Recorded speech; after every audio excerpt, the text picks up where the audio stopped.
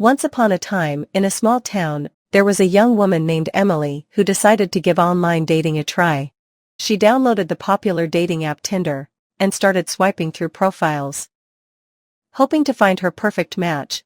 One evening, as she scrolled through the app, she came across a profile that caught her attention. The profile picture showed a handsome man with piercing blue eyes and a charming smile. Tinder profile: his name was James, and his bio read, "Looking for an adventure? Swipe right." Intrigued by his mysterious aura, Emily swiped right, and to her surprise, they instantly matched. James wasted no time and sent her a message. "Hey, Emily. Fancy a late-night walk in the nearby woods? It's said to be haunted. Are you brave enough?" Emily's heart raced at the thought of a thrilling adventure, and without hesitation, she replied, "Sounds exciting. Let's meet there in an hour." As the clock struck midnight, Emily arrived at the entrance of the dark and eerie woods. James was already waiting for her, leaning against a weathered tree. "Emily. You made it," James said, his voice filled with anticipation. "Are you ready to experience true fear?" Emily nodded, trying to hide her nervousness. They ventured into the woods, their footsteps echoing through the silence. The moonlight barely penetrated the dense canopy of trees, casting long, ominous shadows. As they walked deeper into the forest, Emily started hearing faint whispers and rustling leaves. She turned to James. "Did you hear that?" James grinned and replied, "The spirits of this place have awakened. They're watching us." Suddenly, a chilling breeze blew through the trees, extinguishing their flashlights. Panic gripped Emily as darkness enveloped them. She reached out, desperately searching for James, but he had vanished into thin air. "James, where are you?" Emily called out, her voice trembling with fear. But there was no response, only the haunting silence that surrounded her. Terrified, Emily stumbled through the woods. Her heart pounding in her chest, strange sounds echoed around her, as if unseen entities were whispering maliciously in her ears. Out of nowhere, a voice whispered, "Emily, I've been waiting for you." Emily froze, her eyes darting in every direction.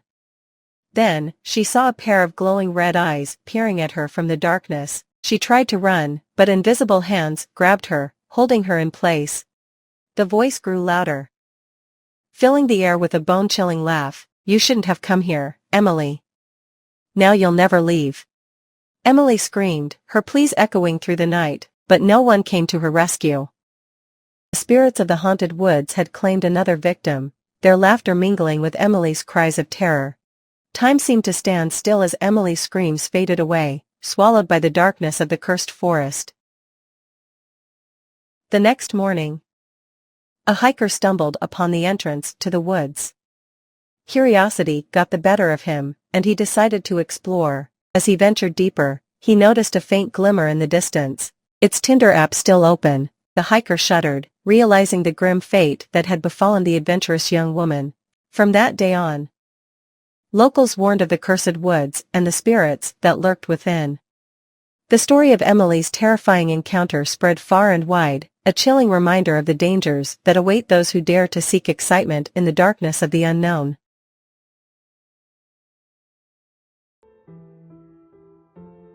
I'm going to tell you about my first boyfriend. He was my first kiss, and also my first abusive relationship. We started dating when I was a preteen. He was super attentive and protective of me from the very beginning. It wasn't until the 5th month when I started noticing the alarms going off in my head.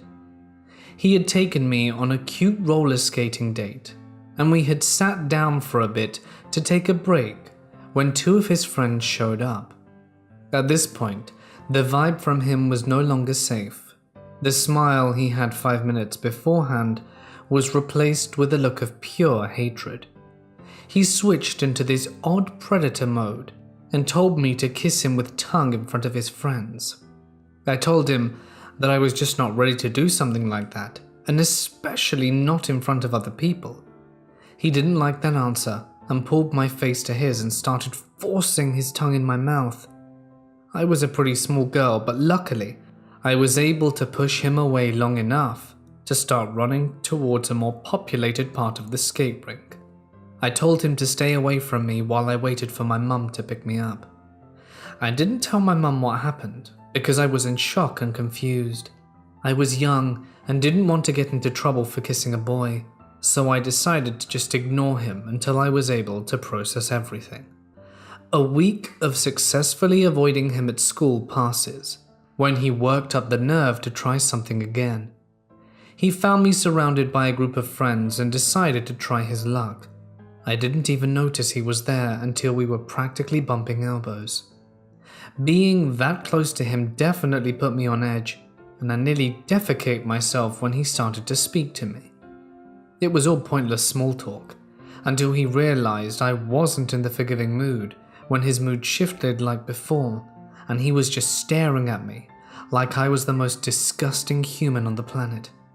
I was holding one of those old portable CD players when he yanked it out my hand and started trying to shove it in his bag in an attempt to steal it.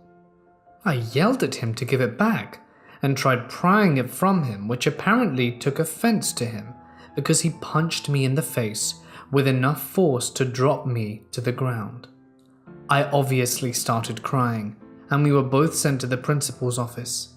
His dad was the football coach in that Midwestern community, so he was able to talk the principal into only requiring his son to attend detention once for punishment. We didn't see each other too much after that, and thankfully ended up going to different high schools. Then I run into him at Taco Bell drive-thru my sophomore year.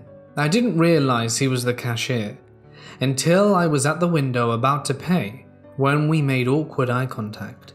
I pretended to not recognize him and hurried with the transaction until I was able to speed away.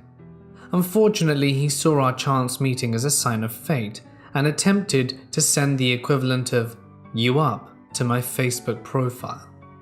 Unfortunately, I can never unsee his ultra cringy attempt at flirtation. "I think I saw you at Taco Bell today. I was the cashier.